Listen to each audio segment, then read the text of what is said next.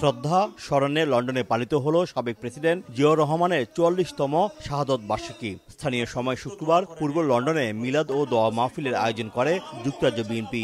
এতে উপস্থিত ছিলেন দলটির ভারপ্রাপ্ত চেয়ারম্যান তারেক রহমান। কোরআন খানি, মিলাদ এবং জিয়াউর রহমানের আত্মার মাগফিরাত কামনায় করা হয় দোয়া। তিনি যেভাবে পরিশ্রম করে গিয়েছেন। প্রধান অতিথির বক্তব্যে তারেক রহমান জুলাই আন্দোলনের শহীদদের প্রত্যাশা অনুযায়ী বাংলাদেশ গড়তে দল মতের ঊর্ধ্বে উঠে সবাইকে এগিয়ে আসার আহ্বান জানান।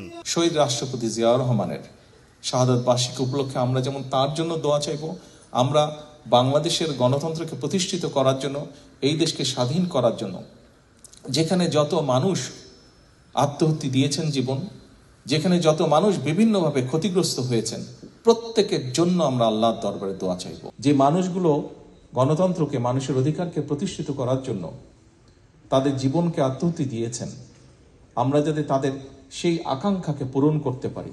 যুক্তরাজ্য বিএনপি সাধারণ সম্পাদক কয়সর এম আহমদের সঞ্চালনায় অনুষ্ঠিত দোয়া মাহফিলের সভাপতিত্ব করেন যুক্তরাজ্য বিএনপির সিনিয়র সহসভাপতি আবুল কালাম আজাদ। এতে উপস্থিত ছিলেন স্থানীয় বিএনপি নেতাকর্মী ও বাংলাদেশি কমিউনিটির বিশিষ্টজনেরা। শোয়েব কবির, সময় সংবাদ, লন্ডন।